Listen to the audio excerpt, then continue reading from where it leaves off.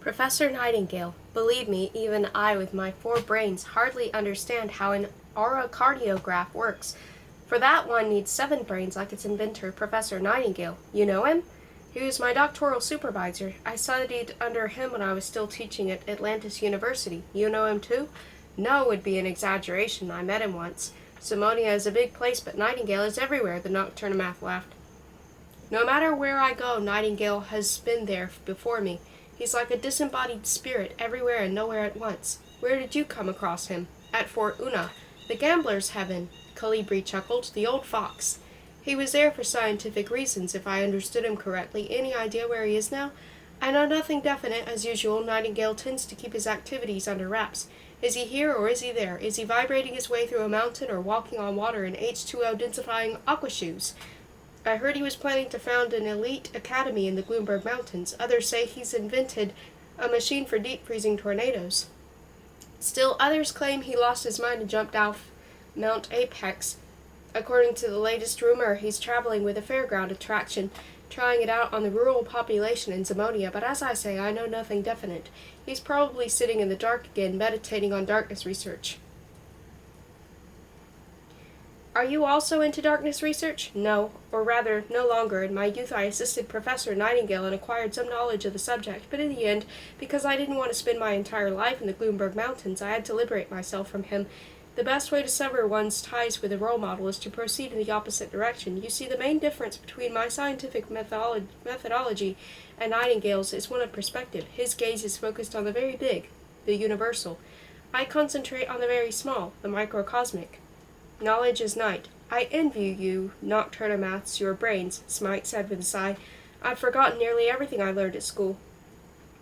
I'd have swapped for 20 years to get back all the stuff that's trickled through my sieve of a memory. Would you like a mental refill? Calibri asked. There was a curiously expectant note in his voice. Would I? Said Smite. If only it were that easy. It is, at least it is where the primitive basic knowledge whose loss you deplore is concerned. Elementary Zimonian mathematics, history, creatureology. Is that the sort of stuff you mean? That's easy to transmit. It can be done that fast. Calibri snapped his fingers.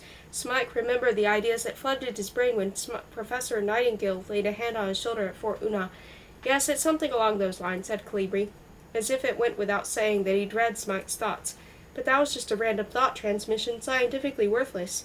It certainly helped me, Smike replied with a smile, involuntarily remembering the demonical's tongues. No, said Calibri. I'm talking about restoring the whole of the knowledge you acquired at school in a few seconds, and explaining it a little as well. You're joking. Nocturnomaths don't joke about the transmission of knowledge. Could you be a little more explicit? Well, I possess several brains, 4 to be exact. That makes me a Nocturnomath grade 4. Nocturnomaths of the 4th grade and upwards are capable of transmitting knowledge bacterially. Could you really do that? Yes, but only if you want. Not everyone does. And I must warn you, even though it's a very rapid process, completely painless and not injurious to one's health, it has immense repercussions. It will expand your consciousness and change your life, and there's no guarantee it will do so for the better. Knowledge can be dangerous. Knowledge is night, Calibri giggled. I'll chance it, Smike rejoined, but the knowledge I can impart is limited. I can only transmit what I myself, with my limited cerebral capacity, have learnt. Compare Nightingale. He has 7 brains. I have only 4. All the same, said Smike. He now knew what differentiated Calibri from Nightingale. He lacked the excrescences on his head that contained additional brains. I can think as much as I like and learn as much as I'm able, but I'll never be as brilliant as Nightingale. Have you heard of the Grail-Sundian Prize-Fighters Guild? Yes, certainly. I've trained a few boxers myself. Then you'll know that they're divided into various classes. Some fighters have 2 arms, others 3, 4, or 5. There are some very talented boxers with 3 arms, but they'll never be contenders for the 5-armed title. You're too modest. It's just that I don't want you to be disappointed by the knowledge I impart. The other limitation is that you only get the knowledge that happens to be passing through my brains at time. It could be utterly irrelevant, useless stuff, mental baggage unneeded on your journey through life. I'll chance it, as I say. How much does this business cost? The Nocturnomath raised his head and shot Smike a glance of blazing indignation. I apologize, Smike mumbled. I'm a life form that's accustomed to thinking in commercial terms. Calibri subsided quickly. You're champing at the bit, I can see, and I'm bound to say it would really give me pleasure to infect you a little. It's a long time since I've done that. I'm not betraying any professional secrets when I say that passing on mental infection sends us nocturnamats into a state of rapture verging on euphoria, a triumphant feeling of elation devoid of remorse. Shall we get on with it? Smike asked impatiently. One moment, some minor preparations are essential. First, I must inform your companion that he'll be responsible for our safety in the immediate future. We're utterly helpless while the infection is taking hold. We fall into a kind of trance and could be devoured alive without noticing it, so if danger threatens, I can't think of a better bodyguard than Rumo, said Smike. Does he have any combat experience? Smike grinned. Does he? As soon as this business is over, I'll tell you an interesting story about Rumo's combat experience. Oh good, I adore exciting stories. The Nocturnomath clapped his hands. Let's begin, then. What treatment would you like, light, medium, or the full program? If a job is worth doing, it's worth doing well. Fine. Light means we wouldn't even have to touch. Medium requires moderate physical contact. If you want the full program, you must stick your finger in my ear. What? You must insert one of your fingers in this aperture. Calibri indicated a small hole beneath his temple. That's a Nocturnomath's ear. It won't work unless you do. I understand. Spike hesitated, but only for a moment. He looked at Rumo. Rumo, keep your eyes and ears open. Rumo gave a sullen nod. This is a dangerous part of the world, Calibri told him, and please don't try to separate us no matter what happens. If contact between us were severed, we might have to spend the rest of our lives in a state of mental derangement. Really? Smike stopped short. Well, do you want to do it or not? All right, said Smike. Rumo, you heard what the professor said, so look out. Rumo nodded again. As though preparing to dive, Smike drew a deep breath and stuck his finger in the Nocturnomath's ear. It felt as if he had dipped it in a jar of lukewarm jam. Enjoy your flight, Calibri said with a smile, and don't be surprised if you run into Professor Nightingale in there. Nightingale, what are you? Smike was dazzled by a white flash and everything went black. I'm passing out, he thought, but the next instant it was light again. He was soaring high in the air, and stretched out below him was something that resembled a street map of a vast city.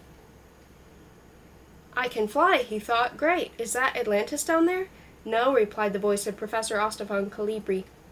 It came from above, from below, from all directions, like the voice of an invisible god. No, you can't fly. It's just your mind's way of coming to terms with your present location, the interior of a Nocturnomath's brain. That isn't Atlantis down there either. It's Ostafon, my native city. Actually, it's only a city district. North Ostafon. There's North Ostafon, South Ostafon, West Ostafon, and East Ostafon. Each district represents one of my 4 brains. Let us descend. Rumo gave a start. Smike was squealing like a stuck pig, loud and long, as if falling into a bottomless pit. But he kept his finger in Calibri's ear, so Rumo did nothing. Smike and the Nocturnomath were standing motionless. The shark grub's mouth was wide open, his tongue jerking back and forth like a bell clapper. This was a strange night, but Rumo had known stranger ones in his time. He tossed another log into the fire.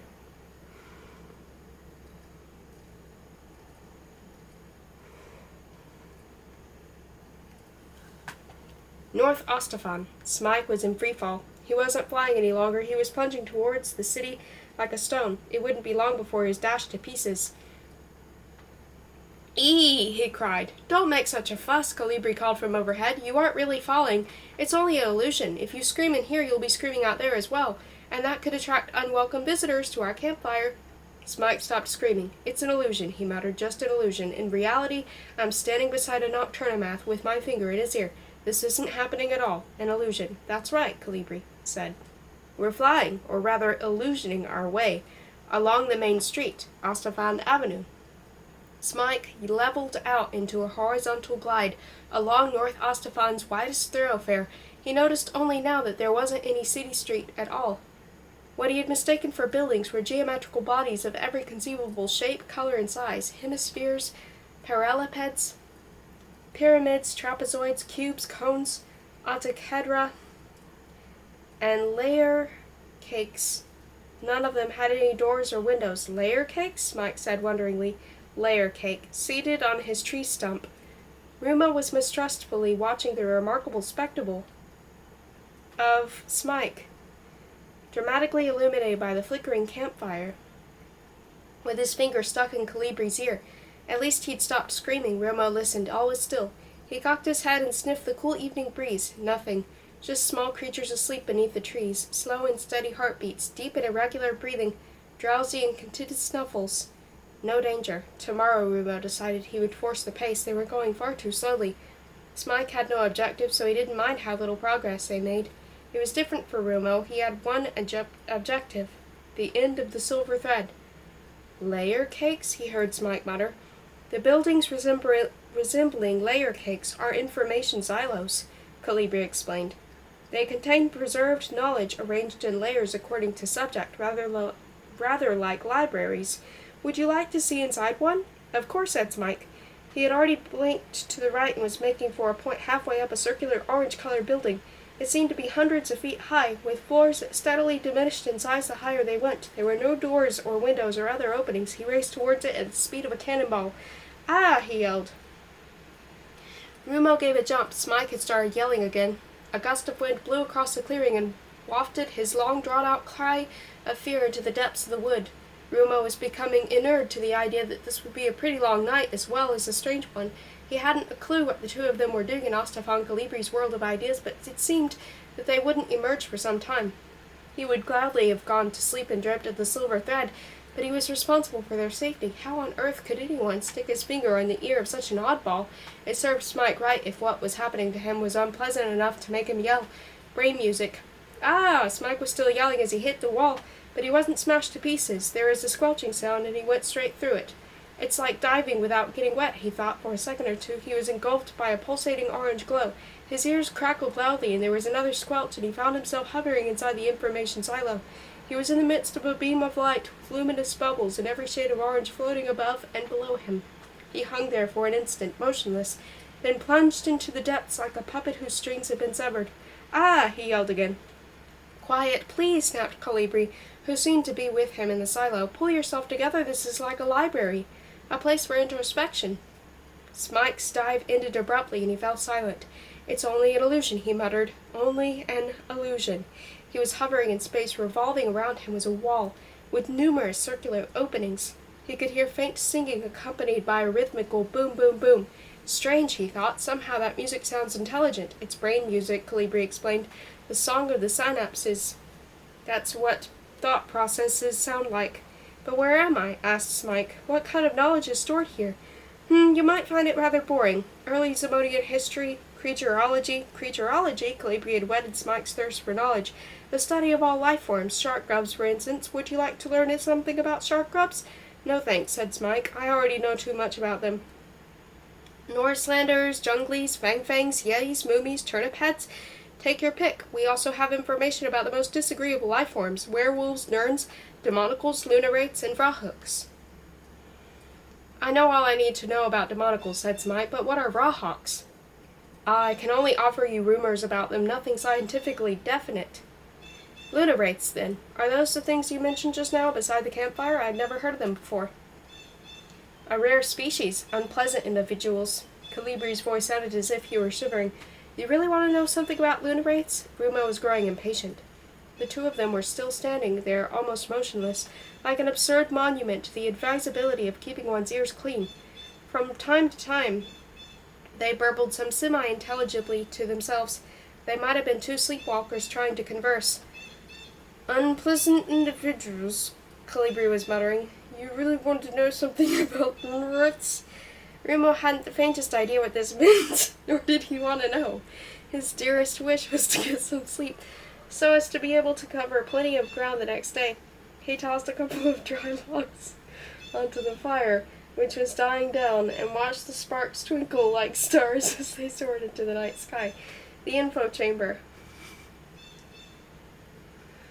Smike turned horizontally on his own axis, sped toward one of the rotating apertures, and slipped through it. He was now in a cool grotto, whose translucent walls shed an amber glow.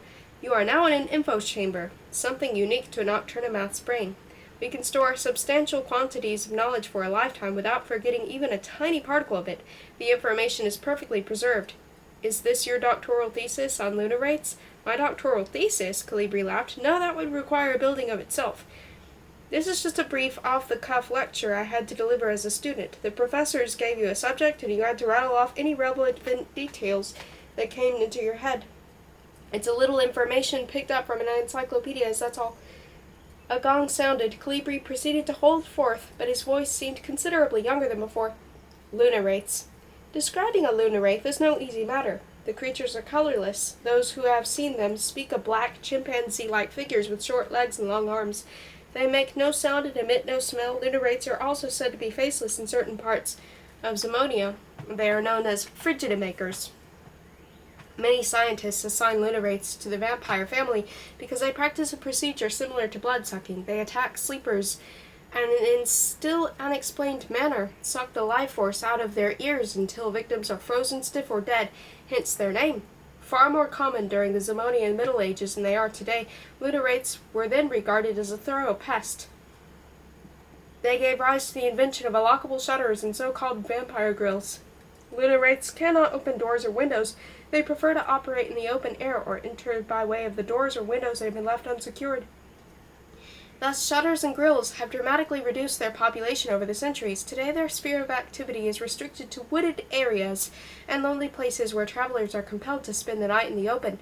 In other respects, lunarates are the least well-researched life forms in Zimonia.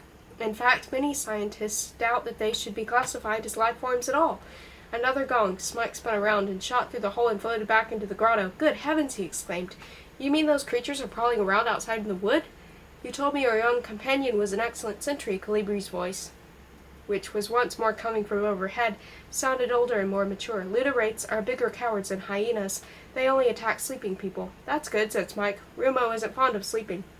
Rumo sat down on the ground, propped his back against the tree trunk, and watched the grotesque pair who were now only dimly illuminated by the dying campfire. The clearing was becoming suffused with darkness that seemed to flow from the trees and bathe every detail in dark gray. He didn't like the feeling of the fire any longer. The other two could do that when they emerged, very soon he hoped, from their trance. He consulted his ears and nose. Nothing. No ominous sounds or scents. No lurking dangers. He stretched, yawned, and slid a little further down the tree trunk. The ground beneath him still seemed to be swaying, a distant reminder of roaming rock, but this time the sensation was soothing. He shut his eyes just for a moment. He wouldn't go to sleep, only shut his eyes for a few seconds in these peaceful surroundings. Scarcely had he done so when he saw the silver thread. He couldn't open his eyes again right away. It was far too beautiful. The construction site. Bolzaton Smike glided along the deserted streets of North Ostafon. The geometrical structures that flanked them glowed in the most fantastic colors. He was relishing this artistic spectacle, which came very close to his ideal conception of a big city, the only missing feature being a few good hostelries. He was starting to enjoy this mode of travel, and the more he enjoyed it, the more control he gained over his aerial movements. It was all a question of willpower, he gathered. His eye was caught by a large structure in the distance that differed from all the other buildings in its bizarre outlines. Towering over everything in its vicinity, it resembled a palace designed by an architect who had gone mad while work was in progress. With its crooked towers and shapeless annexes, its domes erected on top of domes, its bulges and protrusions, it was less a building than a monstrous construction site. "Heavens alive!" Smike exclaimed. "What's that?" Calibri gave an embarrassed little cough from overhead. "Is that another information silo? Why does it look so odd?" "No, it's not a silo." "What is it, then?" "Nothing." "What do you mean, nothing?" "Nothing of importance." "So why is it the most conspicuous building in the city?" "I'd rather not talk about it." "Come on, Professor, out with it." "It's, a doctoral thesis." Smike laughed. "That's a relief. I thought it was some frightful disease." "So is a doctoral thesis, in a way." "I'm going to take a closer look," said Smike, and he headed straight for the curious excrescence. "Out of the question," cried Calibri. "It's still incomplete. It's one of my unfinished doctoral dissertations. Work in progress, nothing more." "Never mind." Smike flew lower. "Please don't. Let's get a few thought balloons instead." Undeterred, Smike continued to make for the building. He was pleased to note that Calibri seemed unable to influence his movements if he didn't want them to. "This is embarrassing," the professor exclaimed with a note of entreaty in his voice. Go on," Smike chuckled. His growing command of illusory flight was making him cocky. "Whee!" he cried. He looped the loop twice, went into a vertical dive, and plunged into the dark shell of the bizarre structure. "Please don't," Calibri wailed again. But Smike had already vanished into his thesis. "Whee!" cried Smike, and his exultant cry went echoing through the gloomy wood. "Whoo!" replied a distant owl. Smike and Calibri were still standing there, transfixed. The fire was just a mound of embers, and all that lit the clearing was a faint yellowish glow. "Please don't," muttered Calibri. Rumo was still seated with his back against the tree. His chin had sunk onto his chest. A thin thread of saliva was issuing from the corner of his mouth, and he was snoring. Rumo was fast asleep. He was dreaming of love. Calibri's doctoral dissertation. Smike continued his dive. It was so dark he might have been diving into a vat of ink. He could hear hundreds of thousands of voices talking simultaneously. They barely understood a word, but sounded as if they were reciting scientific formulae and theorems. All at once he could see again, and the voices ceased abruptly. He was floating in the midst of a vast, dimly illuminated dome. He looked around him. The floor was invisible from his height, because the lower reaches of the building were wrapped in a kind of dense gray mist. Half-finished walls projected from the gloom. Spiral staircases ended in space. Towers were devoid of windows. Either the architect had gone mad or his client had run out of money. "This is embarrassing," Calibri repeated sheepishly. "I can't have people seeing my work in progress. It all looks so unfinished." "Nonsense," said Smike. "This is the most interesting ruin I've ever seen." "It's an edifice of ideas," Calibri sighed. "My everlasting construction site, half-baked theories, ideological debris. I doubt if I shall ever complete this thesis in my lifetime." A swarm of gray snakes came wriggling out of the air and flew past Smike with a whispering sound. They didn't seem genuinely tangible, and he got the impression that they were composed of tiny black particles. He stared after them in surprise. "Footnotes," Calibri explained. "They're a nuisance, but indispensable to any thesis. One needs vast numbers of them." He whistled, and the gray swarm came to a halt. One of the snakes flew past Smike at close range, and he now saw that the black particles were characters or numerals. He read 244. See Prof. Abdullah Nightingale, Florentine illuminated capitals and their influence on Zamodian bagpipe baroque dancing of the reign of Balash and the Intolerable, 4567 to 4896, Nightingale Publishing Co., Grailsund, 5621. That's what it looks like.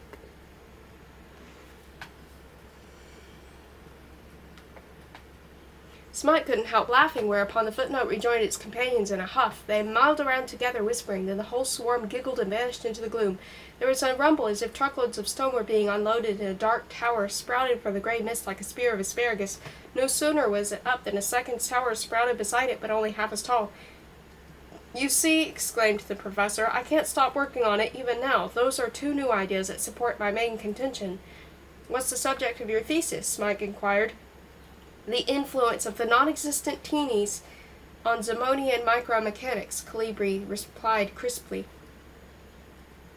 "Aha," said Smike. "That sounds exciting." Calibri sighed. "No, it doesn't. It sounds utterly quirky and hopelessly abstruse. But thanks all the same." "You're being too modest again." "I am, I grant you. Believe me, my chosen subject may well harbor the solutions to our greatest problems." "Problems like what?" "Well, dying, for example." "Death?"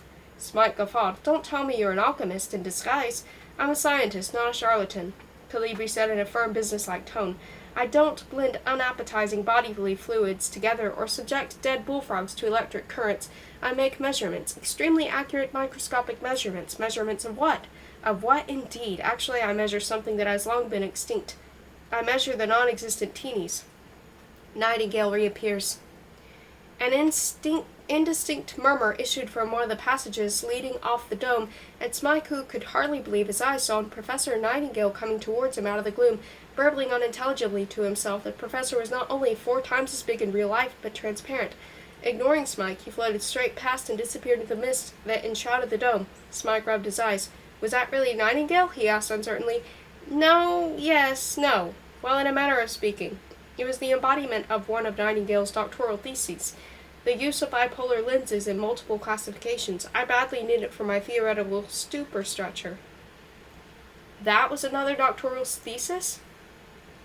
"Why does it look like a living creature?" "Doctoral theses can appear in many forms," Calibri replied. "It all depends on their quality. All of Nightingale's theses resemble him. That's because of his potent personality, his style. They're quite unmistakable. But why did he look so hostile?" "The thesis is rather annoyed because so far it hasn't melded with the basic theory underlying my own work. It's still looking for an interface to lock onto. I told you to be prepared to run into Professor Nightingale in here, didn't I? Now I understand. Every doctoral thesis is composed largely of others," Calibri explained. "A new thesis is always an orgiastic agglomeration of old theses that are fertilize each other so as to give birth to something new and unprecedented. I'm finding it thoroughly instructive to have scientific processes explained to me in such a graphic way, said Smike. But there's one thing you must tell me. Who or what are these non-existent teenies? Well, to be honest, that's kind of specialized knowledge that would only burden your brain unnecessarily. What about something more useful, a little practical mathematics, a course in elementary biology? You raise the subject, now you must follow it through. I insist on a thorough explanation. Calibri sighed, but it was a sigh of a diva who deigns to give an encore after endless ovations. Very well, he said. On your own head be it. Smike's surroundings began to revolve. The stairways, towers, and walls became distorted. The entire dome was in motion. Feeling dizzy, Smike shut his eyes for a moment. When he opened them again, it was all over. He was in a kind of lecture hall, seated on something that felt like a cold stone slab, and in front of him was a platform with a lectern on it. Professor Calibri was leaning on the lectern, smiling at him. Professor Calibri? Said Smike. Is that you? Of course not, the apparition replied. I'm an illusion like everything else in here. I'm really standing in a clearing with your finger in my ear. These surroundings are merely illustrative. Surely this is nicer than having to float around in space listening to my disembodied voice. Smike looked at Calibri more closely. He seemed to be slightly transparent, like a ghost. Am I an illusion too? He asked. No, said Calibri. You're real. Our physical contact has generated a three-dimensional telepathic projection in my brain that really does possess a body. A very small body, but still. I myself cannot materialize inside my own brain, unfortunately, but you can. Aha, said Smike, uncomprehendingly. Very well, said Calibri. Let's start the lesson. The ostoscope or calibroscope. I've already told you of my, well, let's say, obsessive interest in microscopy. Ossifan Calibri opened the lid of the lectern and removed a curious object. It was a pair of spectacles consisting of numerous superimposed lenses of steadily diminishing size. He put this contraption on the nose and stared at Smike. It made him look like a mechanical insect from another planet. With the aid of ultra-small lenses, I succeeded in inventing some wearable microscopic spectacles, which I have now developed into my personal optometrical masterpiece, the ostoscope or calibroscope, whatever you prefer. How does it suit me? Excellently, lied Smike. While darknessologists and astronomers were striving to develop bigger and bigger lenses for bigger and bigger telescopes, I hit upon the idea of producing smaller and smaller lenses for smaller and smaller microscopes. There was a limit to this process, of course, because the lens-making instruments became too small for the hands to manipulate them, so I had some dwarfs trained as lens grinders under my supervision. Although this reduced the size of my lenses by 2/3, they were very far from small enough for me. I eventually sought a solution to this problem in nature and found it. On the beaches of Florence Diamond Coast, there are grains of sand whose cores are miniature lenses of extreme precision and delicacy. They occupy the exact center of the grains like little hearts of glass. How to extract them from their surrounding shell, that was the problem. I solved it with the aid of an aeolian sandblaster, which works on the principle. Calibri broke off, but I'm digressing. What can you do with these spectacles?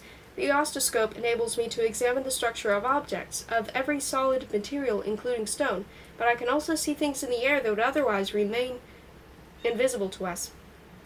Did you know that colors consist of colors? Of considerably more delicate and indescribably beautiful shades compared to which the colors of the visible world are tasteless, vulgar, dingy, and how could I put it, positively colorless? No, said Smike, I didn't know that. Were you aware that one can see emotions, rage, fear, love, hatred, that one can see perfumes? Have you any idea how incredibly beautiful the scent of a rose looks? How repulsive the stench of a cesspit? Can you imagine the shapes that sound can assume? If only you knew how immensely fascinating good music looks, unlike bad music, which looks utterly hideous. But don't imagine that the microcosm doesn't have its dark sides too. Far from it. Everything is far smaller, varied, and complex, that's all. Calibri removed his spectacles. I became thoroughly dependent on my invention, I'm bound to admit. I conducted ostoscopic experiments wherever I was, day and night. I left no stone, no leaf or grain of sand unturned. And then, one especially fine day, I made it, the discovery of a lifetime. Calibri's voice reverberated around the lecture hall. Apparently oblivious of why he was there, he seemed to be engrossed in pleasant memories. Come on, Professor, don't keep me in suspense. Calibri clicked his tongue. Well, it happened at the foot of an ancient oak tree. I'd begun to turn over every leaf, every grain of soil, with a pair of miniature pincers, and examine them through the ostoscope. I shall never forget that moment. I picked up an ancient oak leaf with my pincers, and beneath it lay— Calibri stopped short. Well, Smike cried impatiently, what was underneath it? Beneath that leaf lay a city. A city, said Smike. An anthill, you mean? No, I mean a real city. A big city, to be exact. A metropolis that had clearly been built by highly intelligent beings with umpteen buildings and maze of streets, lanes, and alleyways with towers and palaces, tenements and skyscrapers, shops and factories, and all it was about the size of a walnut and overgrown with grass. Incredible, quite so. I was completely taken aback. I rubbed my eyes, checked my pulse, pinched myself, polished a lens or two, and looked again and again. But there was no doubt. I had discovered a tiny, microscopically small civilization, an archaeological find of diminutive size but incalculable importance. It was the smallest, but at the same time the biggest ruin in the history of Zamodian archaeology. The professor briefly shut his eyes and massaged his eyelids before continuing. I began by submitting the city to a preliminary microscopic examination. There were buildings, as I have said, dwelling houses, civic buildings, factories, everything that belongs in an average city, but in an architectural style unfamiliar to me. The buildings had walls, roofs, windows, doors, but they were all, if you'll pardon my scientifically imprecise terminology, odd in some way. They weren't really any bizarre buildings. One simply got the impression that those who built them were unacquainted with our own structural conventions. The staircases had circular treads, for example, and the doors were windows, if that's what they were, took the form of extremely tall, thin slits, and there were no signs of life, no signs of death either, no cemeteries, no minute skeletons or other testimony to the inhabitants' former existence, and the view of their microscopic size and non-existent presence. I christened the builders of this city the non-existent teenies. I'm beginning to understand now, said Smike. The non-existent teenies. First, I took my find to a safe place. Having carefully dug away the soil around the city, I transported it back to my laboratory with my fingertips and submitted it to months-long microscopic examination. I mounted 3 oscilloscopes on a stand, one behind the other, so that I could explore every corner of the city. I had no instrument small enough to enable me to touch anything inside it. I could only observe it, but from every conceivable angle. Calibri sighed. One day I discovered what appeared to have been a magnificent public building, a museum perhaps, or a university. You can imagine the excitement that overcame me when I saw that, as luck would have it, the roof over the whole of the upper floor had fallen in. I could look inside with my oscilloscope, and the building really was something in the nature of a museum, building full of artifacts, of products of vanished civilization. My surprise and disappointment was all the greater when I was forced to conclude that the non-existent teenies seemed not to have any art in our sense of the word. I looked in vain for any paintings, sculptures, or books. What I had first mistaken for objects d'art were machines. My theory that the non-existent teenies grew out of art many thousands of years ago, or that their arts had developed into something that must have been considerably more important to them, namely science. Calibri inserted a brief pause for effect. I'm convinced that the non-existent teenies attained a degree of civilization that still, I hope, lies before us. They welded together the arts and sciences, which we so studiously kept separate, and thereby took a giant leap forward. Imagine scientific disciplines being pursued with the concentrated creativity of artistic genius, or arts being based on highly complex scientific calculations. Biology, literature, mathematics, painting, music, astronomy, sculpture, physics. Imagine all those disciplines amalgamated into a single, well, whatever one cares to call such a super discipline. I still haven't devised a name for it. SCART? Hazarded Smike, or Artians? Calibri ignored his interjection. What mainly differentiated the exhibits in this museum from works of art was that they all seemed to have had some practical function. They all looked as if one could do something with them, except that I didn't know what. Calibri was becoming more and more agitated. He flapped his hands and rolled his big glowing eyes. I was close to despair, believe me, with the technology of a tiny vanished civilization within arm's reach, but my fingers were too big to touch it. He regarded his spindly fingers with contempt, so my only alternative was to investigate all those micro-machines theoretically. I proceeded to measure and compute them optically. With the aid of these data and some detective work on the part of my 4 brains, I managed, little by little, to determine their functions. If only I had possessed Professor Nightingale's 7 brains. He clasped his head in a gesture of despair. Assisted by my calculations in the field of hypothetical mechanics, he went on, I discovered that one of the contraptions was a machine for a milking slipper animalcules. Another could put influenza viruses into a trance. Another was a bacteria mill for grinding bacteria to dust, but that was only small stuff. The really interesting machines could do things of which we can only dream today. What, for instance? You'd never believe me. Think of things modern science is furthest from achieving. Those machines could accomplish them. Smike sighed. I wish I could see those things. Really? I can show you some. Pictures of them, you mean? No, in reality. Calibri's figure started to flicker gently. His silhouette became distorted. He grew mistier than before, then completely transparent, until all that remained of him was something that resembled a phantom. Finally, he became an airborne. Follow me, he commanded impatiently. His voice, too, had acquired a tremulous, ghostly quality. We can't hang around here forever. Think of your poor friend in the clearing. The lecture hall folded up like a huge fan. Smike's seat and the floor beneath him dissolved into thin air, and he was once more hovering inside the monstrous building that was Calibri's doctoral thesis. This way, crawled Calibri's ghost, darting off down one of the gloomy corridors. The Ideospites. Smike hurried off after them, and they sped through a seemingly endless maze of passages. The professor kept turning abruptly left and right, ascending and descending flights of stairs.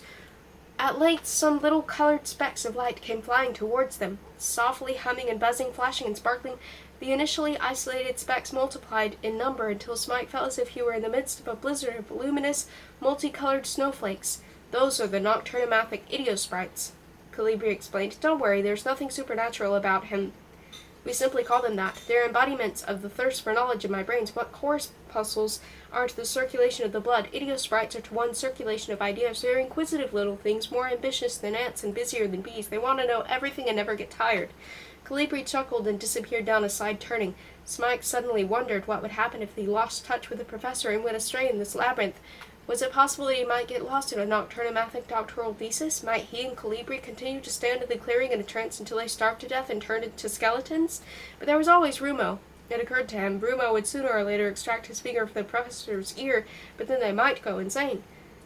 Before he could pursue his thought any further, he caught up with the nocturnomath, who had paused beside an illuminated aperture in the wall of the passage. Smike slowed to a hover.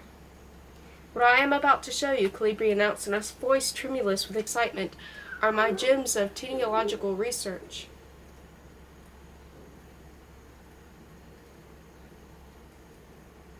The passage was teeming with Ideosprites.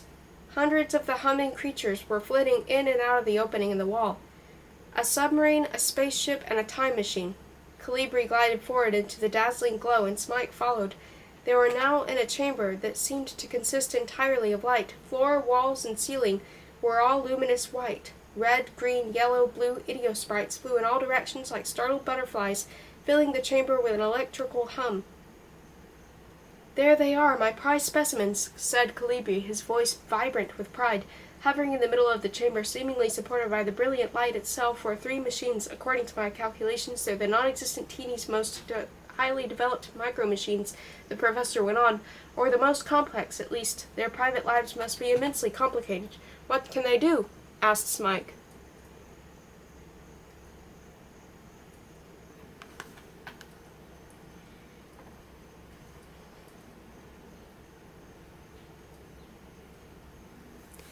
Well, Calibri replied, they all have one function in common. You can go places in them. You mean they're vehicles? Yes, if you like to put it that way, although they aren't vehicles in the traditional sense. That would be too primitive.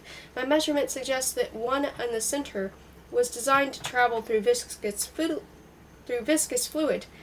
The one on the left can move in conditions of zero gravity, and the third seems capable of propelling itself through the 4th dimension. You mean? Yes, indeed. They're a submarine, a spaceship, and a time machine. Rumo is dreaming of the silver thread. Shimmering high overhead beneath some fluffy snow-white clouds, it was making wonderful, unearthly music. The strains filled him with a sensation of warmth. Waves of well-being surged through his body as he recalled that where the thread ended, happiness awaited him. He smiled in his sleep. But what was that? The clouds had suddenly darkened. They turned grayer, and Rumo was buffeted by a cold wind from above. A gust tore the silver thread and blew it away, and the beautiful music was replaced by an ugly sound. Big, fat raindrops detached themselves from the clouds and fell to earth, chilling Rumo to the bone wherever they landed on him. He opened his eyes to find that he was surrounded by 5 dark, shadowy forms with long arms and short legs. They were bending over and probing him with their fingers. How they had managed to get so close without his hearing them, or scenting them. Why couldn't he smell anything even now? Why weren't they making any noise? He tried to discern their faces, but they were faceless. Was he still dreaming? Why were they so cold to the touch? Wide awake now, Rumo had already worked out a way of putting them to flight. He turned his head to the right, intending to bite the nearest figure in the throat, but he might as well have tried to bite an icy wind. His teeth closed on nothing, jarring his jaws, and the figures moved imperturbably closer. He felt colder and colder. Professor Calibri glided over to the machine in the center, shooed away some inquisitive idiosprites with his hand, and said, "This one's the submarine." "You mean it can travel underwater?" asked Smike. "No, under skin. That's what comes of it using inexact terminology. I should really have called it a subcutaneous submarine. I infer from the streamlined shape that it has designed to propel itself through liquids considerably more viscous than H2O. Blood is thicker than water. N'est-ce pas? This machine was built to travel along veins and arteries. Good heavens, what for? For medical reasons, I surmise. My measurements led me to assume that it contained some extremely sophisticated instruments capable of being extended and used to carry out microscopic operations inside the bloodstream. Incredible, quite so. Calibri glided over to the next machine, and then this, or so I conjecture, one can fly through space. The surface alloy is capable of withstanding the heat of a solar flare without damage. As for the engine, it may well be powerful enough to enable one to exceed the speed of light. You mean that contraption may be faster than light? No, it may be smaller than light. I don't understand. Neither do I, to be honest. Calibri gave a despairing laugh. I'm still working it out, using inconceivably small figures. The non-existent teenies may have used such machines to leave our planet. He glided over to the third machine, and this, unless my observations, theoretical deliberations, and nocturnomathic speculations have deceived me, is a time machine. Really? It's possible that the non-existent teenies disappeared into time, not space, into another more desirable age or a smaller dimension that suited them better. But these machines don't look like illusions, said Smike. Don't be offended, Professor, but everything inside your brain, yourself included, makes a rather artificial impression. These machines don't. They look so real, so genuine. That's probably because they are. Meaning what? These three machines are genuine. They're real. They're inside my brain, yes, but not in the form of nocturnomathic memories or stored informations. They're originals. I implanted them. How did you manage that? Calibri groaned. Oh dear, do you really want to know? It's not a very pleasant story. All right, I'll be brief. First, I decided to take the whole city in which the museum was situated and pickle it in formaldehyde to preserve it from further oxygenous decay. I was then able to siphon off individual objects, like the micro-machines, through a length of gut, which I'd removed from the liver of a dwarf microbe, but that's irrelevant here. Simply believe me when I say that I succeeded in extracting these three machines from the city of the non-existent teenies. Smike nodded submissively. The rest was easy. I drew them off into a syringe filled with a solution of brine, stuck the needle into my head, and injected them into one of my brains, straight into this doctoral thesis. The task of transporting the machines into this chamber was undertaken by my inquisitive little friends. The professor waved a hand in the direction of some humming idiosprites. You actually injected these machines into your head? I told you it wasn't a story for the squeamish, but it was an entirely safe procedure. I specialized in trend planning when I studied nocturnomathic medicine. Give me a can opener and a rubber tube, and I'll drain your cerebral fluid in 5 minutes. No thanks. Mike waved the suggestion aside. He inspected the machines more closely. He found them even more fascinating now that he knew they were real. May I touch them? You may even try them out, Calibri said with a sudden tremor in his voice. Try them out? Try the non-existent teenies machines? Me? Of course, since you're here. Smike gave a start. There was an expectant note in the nocturnomath's voice. He gave a little cough, and his ghostly figure undulated gently. Suddenly it dawned on Smike. He wasn't there because the nice professor wanted to do him a favor, or infect him with knowledge free of charge. He was there because Calibri wanted him there. He stared at the nocturnomath. What is it? Calibri demanded innocently. Why are you looking at me like that? The way you steered me straight into the brain. The way you made me accidentally stumble on your thesis. What a convincing act you put on. Come off it, Professor. Calibri gave another little cough. I'm here because you need a stooge, someone to try out your machines, right? You've got the perfect build for subcutaneous travel, Calibri admitted. I spotted that as soon as I saw you. Aha! Smike cried triumphantly. I knew it. You want me to play the guinea pig? I wouldn't put it that way, Calibri protested. I'd prefer to call it a historic opportunity. You can make history. Oh yes? What if I press the wrong button? What if the time machine whisks me back to the Simonian Ice Age, or the spaceship transports me to the nearest galaxy, eh? What then? These machines don't work as simply as that. There are no buttons of any kind. In order to perform such complex functions, you have to do a bit more than throw a switch. But I can't compel you. All right, forget it. In that case, you'll play no part in what may be the most important discovery in the history of Zemodian scientific research. Someone else will do it instead. Smike grinned. Come on, Professor. Can't you do better than that? You really think you need only to appeal to my ambition to embroil me in a suicide mission? Quite apart from the fact that I've no wish to try out the time machine or the spaceship myself, said Calibri. Why would it avail me the time machine transported you out of my brain and into another dimension? I would only know how that worked, but the machine itself would be gone. And what if you got the spaceship working and flew off? The most I'd be left with is a hole in my skull.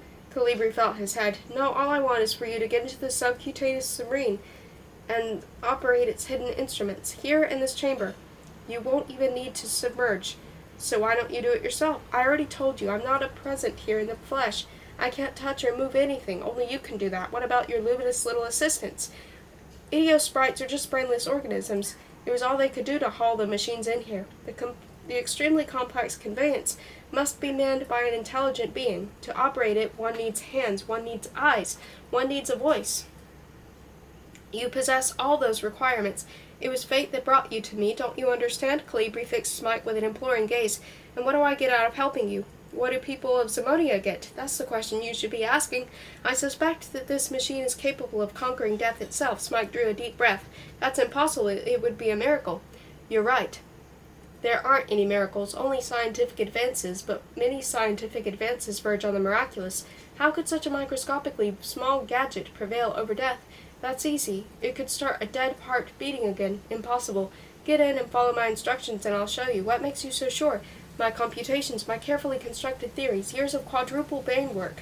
But as I said, either you do it or you don't. The chances are 50-50, eh? Calibri tried to sound indifferent. Now he's got me, thought Smike, and he smiled. Wittingly or unwittingly, Calibri had put his finger on Smike's weak spot. His love of gambling, red or black, heads or tails, stick or twist, win or lose. All right, said Smike. The subcutaneous submarine, I'm game. What do I have to do? I knew it, Calibri cried in relief. You're a man of science, a pioneer. You've got an inquiring mind. Enough of that, Smike said dismissively. Just tell me what to do. How do I get inside there? Calibri clapped his hands, and the Idiosprites formed a big, humming, slowly revolving circle around the submarine. Take up your position beside it. Yes, there. Stop, and now touch it. Anywhere will do. Smike leant forwards and hesitantly brushed the surface of the machine. It felt smooth, hard, and robust as a armor plate. There was a faint hiss like air being released somewhere, and a circular opening appeared on the left-hand side of the craft. It looked as if it was just the same width as Smike. Pulsating red light was issuing from the interior. Calibri laughed. You see, the machine is highly intelligent. It's adapting itself to your physical dimensions. It's accepting you. Crawl inside? Smike drew a deep breath and squeezed through the aperture. Rumo wondered why he was being so slow. He was in extreme danger, but he couldn't speed up his reactions the way he'd done in the Glassman Tavern. On the contrary, he was getting slower and slower. Even thinking had become a supreme effort. Although he could feel nothing but the cold they gave off, the shadowy forms that were wrapped around him possessed a strength that seemed to increase the weaker he himself became. He couldn't even have risen to his feet. So much of his own strength had already been drained by this bizarre wrestling match. He was squandering his energy. This wasn't a fight, it was a drudgery that would sooner or later send him to sleep from sheer exhaustion. Was that what the shadowy figures wanted? The subcutaneous submarine. Smike was now inside the submarine, whose hull was made of no material he recognized. It was dark red, looked soft and organic, and emitted a subdued glow. There were no levers, steering wheels, or instruments to be seen, just this oval red chamber which resembled a coffin tailor-made to fit his body. Is there a membrane in front of you? Calibri's voice sounded rather muffled now that Smike had closed the door behind him. He took a closer look. Yes, there in the red wall was a circular patch of slightly porous appearance. That might be the membrane. What makes you think there's a membrane in here? Asked Smike. My calculations. Isn't there one? Calibri's voice was trembling with curiosity. What do you think? I think there is one, of course. Don't keep me on tenterhooks. But there isn't, called Smike. He couldn't help grinning. What, no membrane? Really not? Yes, there is. I was only joking. Don't make me nervous, Calibri bellowed. Just do as you're told. Yes, no need to shout. Put your head down close to it and purr. What? You must purr into the membrane. What for? Purring starts the engine acoustically. It's fitted with a contentment servo mechanism. A what? You heard me. It's important for the boat to feel good. Trust me. I'm not a cat. I can't purr. Try. No. Go on. Bzzz, went Spike. Feeling thoroughly ridiculous. Nothing happened. Acoustic servo mechanism, a machine with emotions. What utter nonsense. That wasn't purring, it was buzzing, the professor said testily. What do you think you are, a bumblebee? Purr, purr, went Smike. That's better. Keep purring. Purr. Smike's purring was joined by a multitudinous hum that seemed to emanate from the blood-red hull just in front of him. A large section of wall steadily paled until it became transparent. Smike could now see outside. It was like looking through a pink window pane. I can see, Professor, he said. Translucent material, gasped Colibri. Incredible. Can you see me too? Asked Smike. No, go on purring. Smike was starting to feel euphoric. Something in the bowels of the boat began to throb like a slow heartbeat, and the sound mingled with his purring. Outside, Colibri was excitedly circling the machine. That's the engine, he cried. It started up. I hope this thing isn't getting underway, Smike called, panic-stricken. Don't stop purring, commanded the professor. Purr, went Smike. Purr. Rumo was still trying to fight, but there was no one prepared to fight him. The faceless shadows besetting him on all sides were intangible. All he ever caught hold of was a fistful of cold, slippery nothingness. The shadows were above, beside, and below him. They had formed a shell that enclosed him so tightly it was like being buried alive. The air was running out, he noticed. He felt his body losing all its strength and flexibility, becoming slower and weaker. He lashed out desperately, still determined to escape from this entanglement of cold and darkness, but his onslaughts had no effect. He might have been fighting a squid with 1,000 tentacles. Something soft and cold closed over his right ear and clung there like a limpet. Was it a mouth? There, another had attached itself to his left ear. There was a slurping sound in his auditory canals so loud that it hurt. An icy chill pervaded the space between his temples. He felt as if the shadows were trying to suck his brain out of his skull. Smike and Colibri were still standing rooted to the spotlight. Beside this dramatic spectacle, Smike was purring like a contented cat beside the fire. The non-existent Teeny's tools. The idiosprites humming round Colibri were growing more and more agitated. We shall now try to activate the instruments, cried the professor. Are you ready? I'm ready, said Smike, ready for anything. Then please extend your 6 upper arms and touch the hull on either side of you. Smike complied. He touched the boat's inner hull with 3 pairs of hands. It felt warm and yielding. Wherever his fingers touched, an orange light came on. The rhythm of the engine accelerated. Very good, called Colibri. Now tickle it. Huh? Tickle the hull. Anywhere will do. You must be joking. That's the haptic part of the contento servo mechanism. Go on, with a sigh. Smike did as he was told. He proceeded to tickle the soft, warm surface of the fingers of the right hand. The orange glow intensified and a violent shudder ran through the hole. Perfect, said Colibri. It's working. Looking through his pink window, Smike saw an oval aperture take shape in the brow of the vessel. The noises inside the hole increased in volume, and the opening disgorged a bizarre instrument suspended from a serpentine metallic arm. I knew it, Colibri exclaimed triumphantly. That's a Malorcan grappling hook. Well, well, said Smike. Tickle it somewhere else. Go on. Smike obeyed, and the second oval slit appeared in a bow immediately beside the first. Another outlandish instrument emerged. Yes, yes, Colibri said exultantly. My calculations were correct. That's a hallucinogenic key. Colibri strove to keep calm.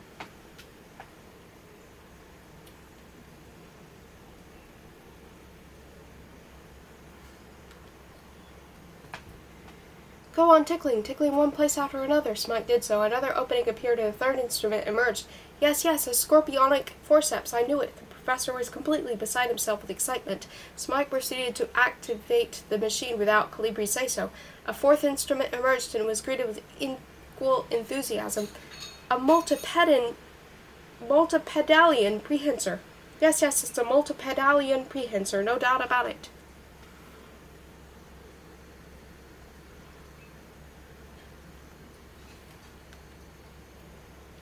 Go on tickling, commanded the professor. Aye, aye, sir, croaked Smike, eager to know more. He himself was now in the throes of scientific frenzy. A fifth instrument appeared. Colibri uttered a squawk. A denticulated screwdriver. That nearly completes the set. Smike tickled the hull again, and a sixth instrument emerged from its opening. Colibri had to bite his fist to stifle a hysterical scream. An odontoid extractor, he moaned. The finest sight I ever saw.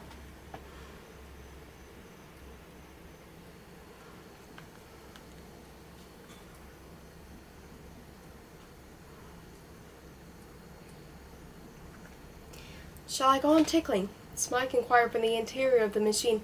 It all fits, the professor cried triumphantly. Everything is just as my calculations predicted. The idiot sprites were circling the submarine in a multicolored festoon, humming excitedly. You can come out now, called Calibri. That was all I wanted to know. Smike squeezed through the opening and rejoined the professor, who was examining the various instruments in high spirits. What now? Asked Smike. He was also feeling exhilarated. What do we do with these things? Operate on the heart or some dead creature? Conquer death? I'm game for anything. We don't have the requisite patient. Unfortunately, Calibri laughed. However, I've seen all I need to know for the moment. And that's it? That's all? Smike made no attempt to conceal his disappointment. Is that all? Said Calibri, looking grave. Don't you realize what you've just done? I still don't understand how you hope to conquer death with such tiny instruments, said Smike. Calibri shrugged. I can't explain it either. All I can tell you is that it isn't a question of how big an impulse you need to start a dead heart beating again, but how small. There are 6 microscopically small points in the center of every heart, ultrafine nerve endings, and immensely sensitive miniature arteries and muscles unknown to the traditional medicine because they're so infinitely small, visible only through an ostoscope. If these are simulated within a Mallorcan grappling hook, a hallucinogenic key, a scorpionic forceps, and a multipedalian prehensor, a denticulated screwdriver, and the odontoid extractor, and all at the same time, the heart will start beating again, however long it's been dead. Understand? No, said Smike. Ah, well, maybe we'll see it happen one day. At a signal from the professor, the idiosprites began to circle the submarine and its array of instruments more feverishly still. Shall I show you the infodiscs now? Smike nodded. Please do. Glad to have been of help. Perhaps you could give me a mention in your doctoral thesis or something. You'll get a footnote all to yourself, Calibri promised. Rumo's powers of resistance were steadily weakening. The slurping noise in his ears persisted, and he now realized that the shadows weren't feeding on his brain. They were draining away his energy, his willpower, his very life. He redoubled his efforts, and his assailants were so surprised that they stopped slurping for a moment. Was that why he could suddenly feel something in his left paw, something that was not only nearly cold and slippery, but seemed to have a solid core? He gripped it with all his might. That's odd, he thought. It feels like a demonical's tongue. The colors of knowledge. Smike found himself at the foot of a skyscraper composed of a circular transparent discs floating one above another. Each disc was the size of a fairground roundabout in diameter, and each was a different color, superimposed but separated by several feet of thin air. They towered high into the sky above North Ostafan. How did I get in there? Smike asked. What do I have to do? Dive in, Calibri's disembodied voice called from nowhere in particular. Simply dive through the discs from above. From above? Before he knew it, Smike had shot to the top of the tower like a rocket. He didn't yell. He was past being alarmed by anything that happened inside Calibri's brain. Once at the top, he glided slowly towards the center of the uppermost disc. He looked down. Together, the superimposed discs produced a color he'd never seen before. It's called intelligimagenta, said Calibri, the color of knowledge. Are you ready? Yes, I'm Smike would just manage to say that he was in free fall. The first disc he dived through was pale blue. Blue! Astronomy! Calibri's voice intoned solemnity. Betelgeuse. Elevation. Geoid. Gravitational constant. Ellipse. Parallactic orbit. Solar volume. Heliocentric latitude. Emission spectrum. Entropy. Lunar eclipse. Orion. Pleiades. Quite suddenly, these had ceased to be meaningless words and become subjects on which Smike could have lectured extempore for hours. He felt the blue light permeate his brain and infuse it with astronomical knowledge. Andromeda, Sirius light years, radiation belt, Triton, Arcturus, Antares, Vega, Sinope, ecliptic coordinates. Smike's brain absorbed these and hundreds more astronomical terms within a second. Then it was over. He was falling through a colorless gap towards a luminous green disk. Green, biology, crawled Calibri. Blue algae, interferon, isogamy, morphosis, tanning agents, lower Zamodian leaf mold, self-detonating bacteria, anthozoa, mimicry, secretion, ventricle, Cagertratian metabolism, ciliates, wind pollination, hornless unicorns, scintillogenesis. Another gap. Heavens, what speed. Smike was now falling towards a red disk. Red, history, the Northlandian laws of succession, the Demodoclean War, the genealogical table of the Atlantean Mayoral dynasty, the Grelsundian constitution, the 100-year peace, the Coal Age, government policy towards druidical hybrids, and the reign of King Bodhioda the Intolerable, the ratification of the Poop Plan, Poof plan. The 12 Stone Kings, the revolt of the porcelain princesses, the sewer dragon crisis, the yellow peril, the expulsion of the 500 generals, the demonic amnesty, yellow physics, frequency modulation, hydrostatic paradox, genophatic gaseous density, polarizable molecules, Cucumbrian angular velocity, Nightingalian postulates, the Griffonian constant, Hackonian interference tubes, repercussive density, telepathic wave frequencies, the Lemurian intolerator, zones of silence, counteractive effects, the Paleozomodian law of falling bodies, and so it went on. Subject followed subject in quick succession.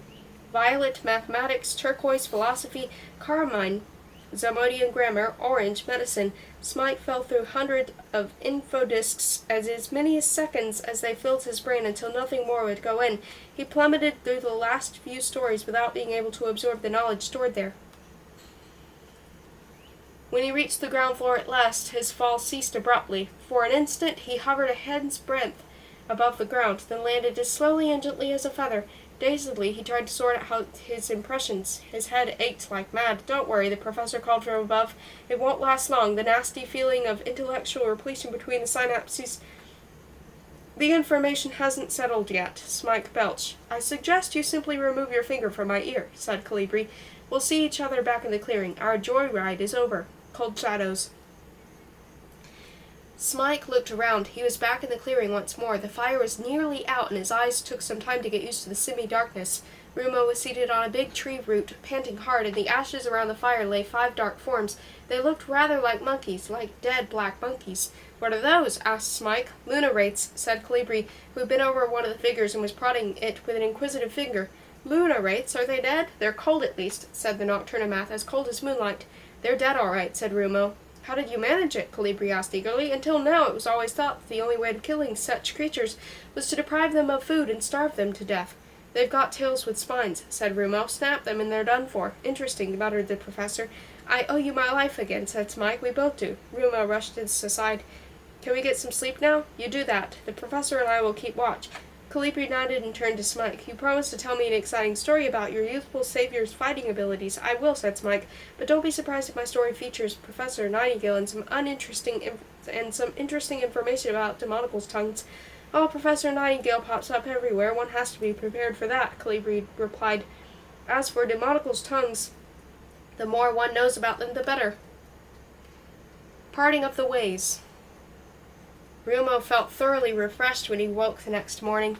He had fallen at once into a swoon-like sleep from which not even his companion's interminable talk and laughter could rouse him. Smike and the Professor Calibri bade each other a verbose and protracted farewell, while Rumo stood there pawing the ground. The night's conversation seemed to have sealed their friendship. They clearly found it hard to say goodbye, but they eventually tore themselves away.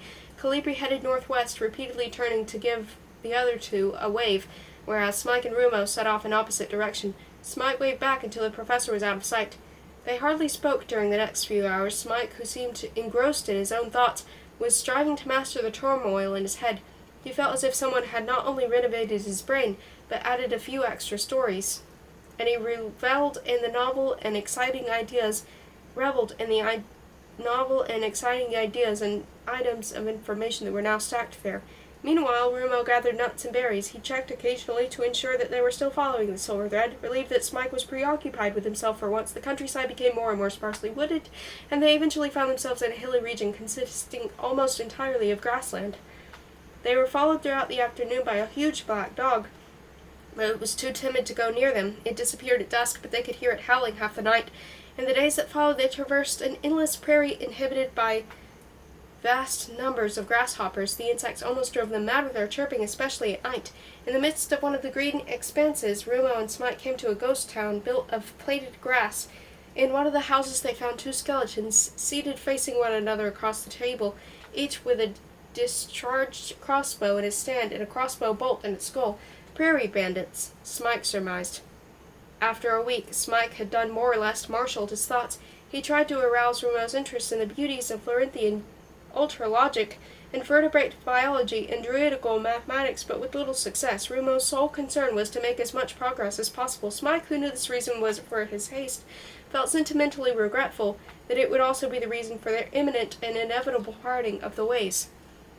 Forest, pirates, a werewolf, a minotaur, and a stranglesnake. It would be an understatement to say that Smike's and Rumo's further progress through South Simonia was uneventful, because they encountered no less than 4 different hazards: a 5-strong band of forest pirates, a rabid werewolf, a mummified minnow centaur, and a nocturnal stranglesnake.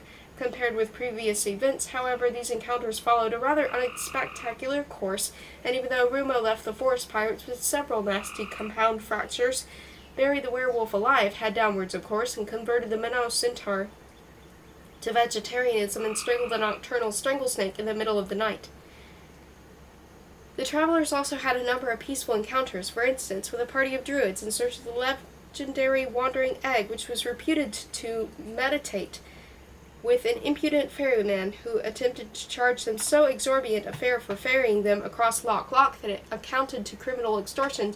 He eventually took them free of charge, and with the vast numbers of harmless sheep and cattle, and the equally peaceable shepherds and cowherds that populated the broad, tranquil grasslands of southern Hakonia.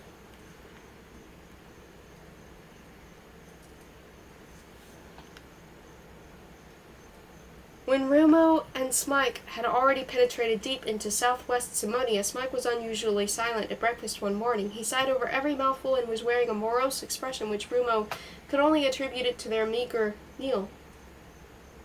They were sitting in the midst of a wide expanse of grassland grazed bare by sheep, gnawing some raw turnips. "Listen, Rumo," Smike said suddenly. "The time has come." Rumo cocked his head. "The time for what?" "For us to go our separate ways." "What? Why should we do that?" "For various reasons. In the first place, it's time, after all. The longer I stay with you, the further out of my way I go. I want to return to civilization. I want to see big cities and meet new people. Instead of that, I'm following you ever further into this godforsaken wilderness." Rumo couldn't think of a suitable rejoinder. "And another thing," Smike went on. "I'm not blaming anyone, because I honestly don't know whose fault it is, but danger seems to have been dogged us ever since we met. Hasn't that ever occurred to you?" "There have been a few excitements lately," Rumo admitted, "which may be all right from your point of view, my boy. You're young, you take it all in your stride, but I hanker after a little peace and quiet. We should each go our own way from now on. I'm going my own way. I know, and that's the last and most important reason. That's why I'm going to change direction. You're bound for Wolperting, and I've no business there." "You know where I'm going?" "Of course, all intelligent Wolpertings go to Wolperting sooner or later. Why not come with me? You'll see why not when you get there." "But where will you go?" "I'll head northwest, more or less, and make for some big city, Florinth, maybe." Rumo nodded. "All right, my boy, let's not overdo our farewells. We've had some really grand times together. Perhaps we'll meet again." "I'm sure we will." "Don't be too sure. Simonia is an immense continent. Let me give you some advice to take on your way. If anyone asks who you are, say, 'I'm Rumo the Wolperting.' That'll impress them, even if they've never seen a Wolperting before." "All right," said Rumo, getting to his feet. "How about a last riddle?" asked Smike. Rumo shrugged. "Why not?" "Then listen, what grows shorter and shorter the longer it gets?" "No idea. I'm counting on you to answer that question if we meet again." Their actual leave-taking was considerably less dramatic than one would have expected in the case of two friends who had been through so much together. It was mainly owing to Rumo's natural reserve that they limited themselves to a handshake and then went their separate ways. The source of the silver thread. Rumo had but a single aim: to follow the silver thread to its source. He was interested neither in the countryside nor in its inhabitants. Without Smike and tow, he could at last ignore the world as he thought fit. He jogged along for hours on end, allowing himself very few breathers. If he stopped to eat at all, it was only to munch some raw vegetables or freshly picked fruit. He avoided inns and villages, and at night he would make for a small wood in which to curl up and grab a few hours of sleep. Sometimes he was afraid that the silver thread might suddenly snap or disappear. Then he would shut his eyes and breathe a sigh of relief, because the thread was still there, becoming stronger and brighter with every day, every week that went by. When he awoke one morning, Rumo saw that the silver thread had been joined by others, by scents like those he remembered from his days back on the farm: wood smoke and fresh bread, cattle and oats, dung and hay. But there were still other scents that resembled his own. Those he found very puzzling. At dusk that day, Rumo reached the summit of a vine-colored hill from which he could look far out over the undulating landscape. In the midst of it, traversed by a river and enclosed by a massive wall, stood a city. He shut his eyes and breathed in deeply through his nose. The silver thread and all the other colored threads led straight down from the sky and lost themselves in the maze of buildings and streets. This could only be the city of which Smike had spoken. It could only be Wolperting. Rumo had reached his destination.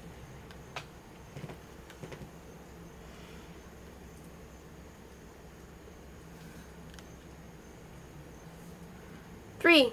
Wolperting."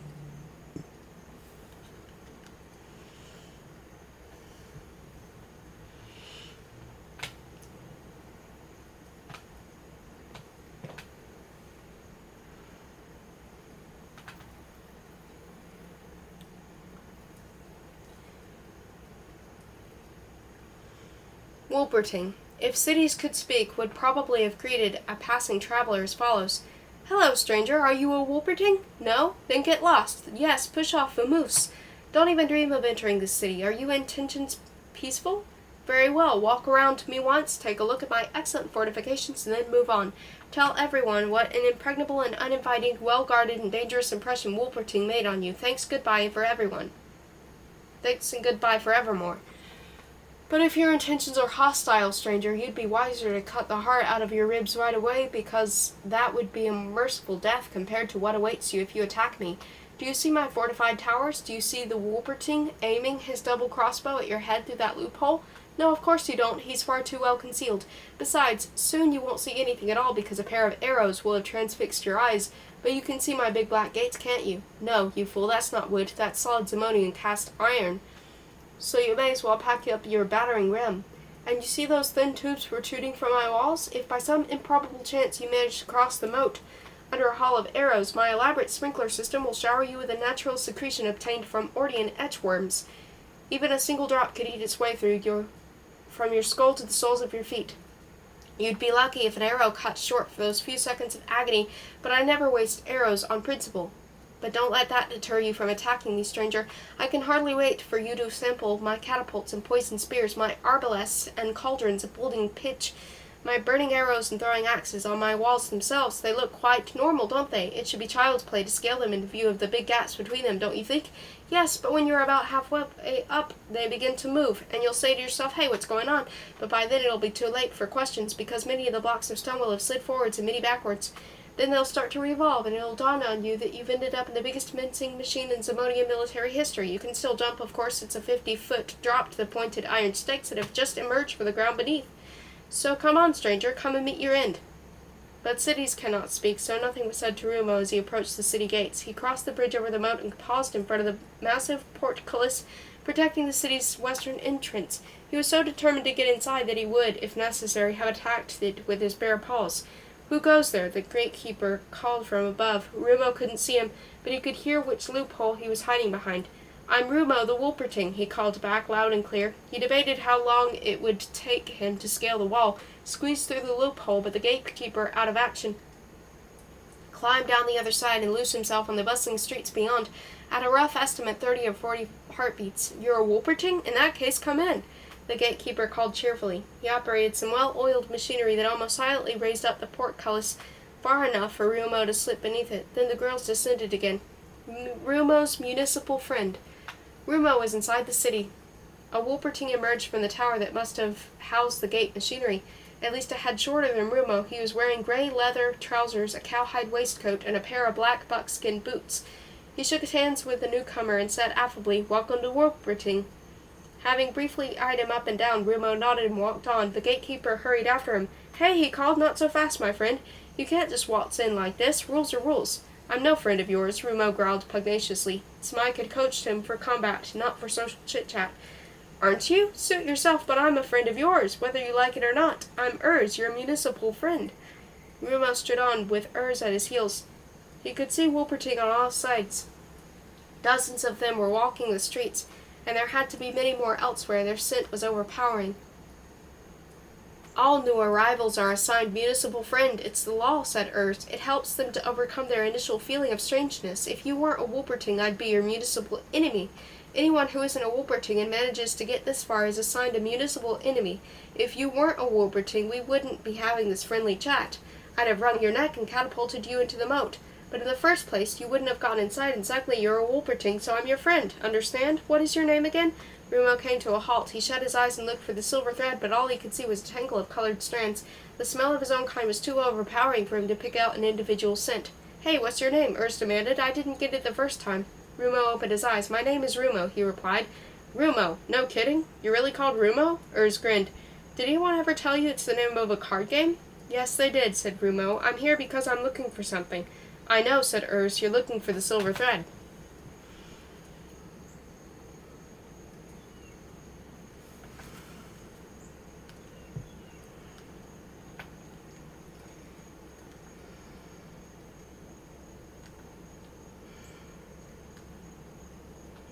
Rumo was taken aback. "How do you know?" Urs grinned again. "We all are, aren't we?" "You mean you also look for the silver thread?" "Yes, no, that's to say all in good time. Come on, simmer down. You're at home now." Rumo did his best to relax. This Wolperting meant him well. He could sense it. "I can sleep here, you mean? Better than that, you can stay here. In fact, you can live here, but all as I said. All in good time. First you must call on the mayor. That's the way things are done around here. Come on, I'll take you to him. Hoff." "Who built this place?" Rumo asked hers as they made their way through the narrow streets. "Nobody built Wolperting. Somebody must have, I mean, but no one knows who. It's like this. Several hundred years ago, a Wolperting named Hoff visited this area and found the city as it is today, complete with the walls, houses, and streets. The gates were open, but there wasn't a living soul inside. Legend is it that the moment Hoff approached the city, a pigeon and a bee tried to fly through the open gates. The pigeon was transfixed by a hail automatically fired arrows, and the bee poisoned a needle. Hoff thought for a bit, then walked through the gateway, holding a shield over his head. He was brave but no fool. Nothing happened, so he concluded that the place belonged to him." "I see. Well, that's the legend, but it all happened a good while ago, so who can tell for sure? All this Hoff worship gets on my nerves a bit, to be honest. Hoff here, Hoff there, Hoff Street, Hoff High School, Hoff Bakery, the Grand Hoff Jubilee, Hoff, Hoff, Hoff. What would Hoff himself have thought? I mean, if he breezed into the city, what was so great about that? If I'd passed by 100 years ago, everything would be called Urs. Can you imagine it? We'd be now walking along Urs Street, not Hoff Avenue."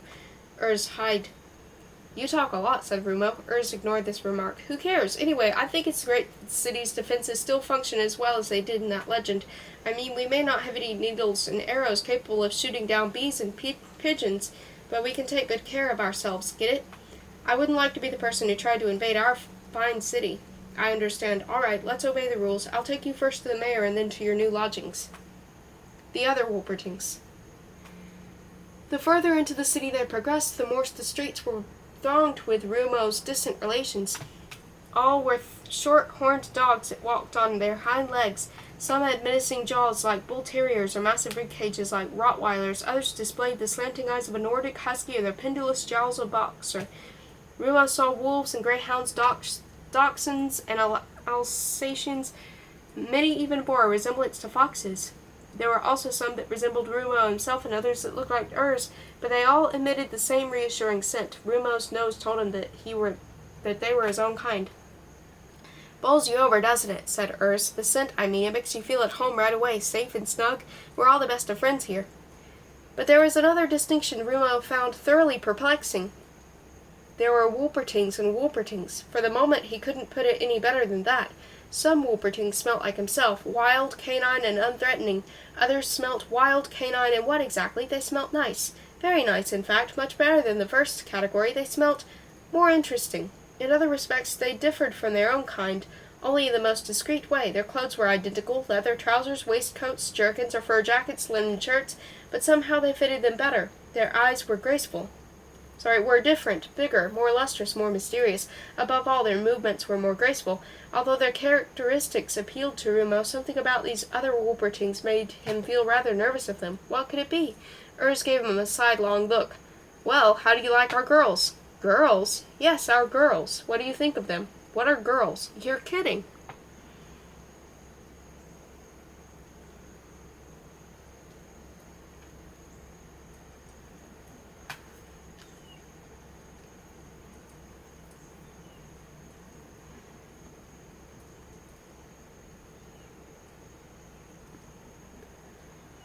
"What are girls?" Rumo asked again. "Oh boy, you really are wet behind the ears, aren't you? You honestly don't know what girls are?"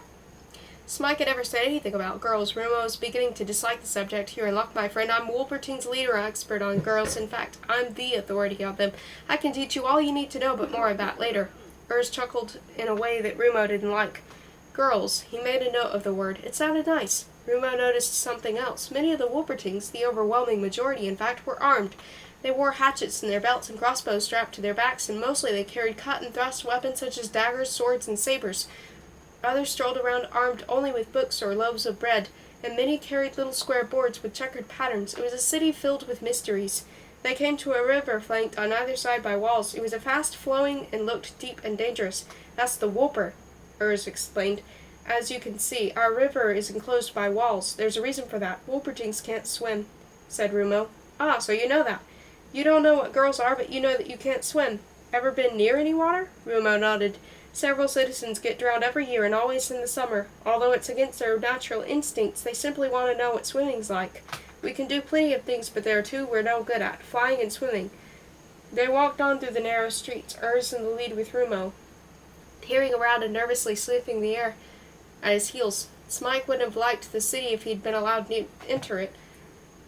There were plenty of those taverns he was always raving about. Wolpertings sat at wooden tables outside them, eating and drinking, or poring over their checkered boards. There were slops, cobblestones, brick buildings, milling crowds, noise, music, and smells of all kinds. And those other Wolpertings, many of whom glanced at Rumo in an enigmatic way. Rounding a corner, they were abruptly confronted by a scene that thoroughly surprised Rumo. Two Wolpertings lay sprawled on the cobbles, locked together in an unmistakable effort to throttle each other. A group of young Wolpertings had gathered round, but none of them made any attempt to separate the adversaries. On the contrary, they were egging them on. What's going on? Said Rumo. Unarmed combat training, Urs said dismissively. He halted outside a building distinguished from the rest by its size and ornate facade. This is City Hall. I'll take you up to the mayor's office. Wipe your feet and mind you answer his questions. He's got no sense of humor at all. Jowly of Gloomberg. What's your name? The mayor was seated behind a plain wooden desk, studying some papers. To judge by the bags under his eyes and his melancholy gaze, there was a Saint Bernard among his ancestors. His fur displayed innumerable folds and bulges, and there was a notch in the center of his massive cranium that suggested he'd been hit with an axe in the far distant past. Rumo. The mayor looked up for the first time. Trying to make a fool of me, are you? Didn't they tell you I've no sense of humor? I asked your name.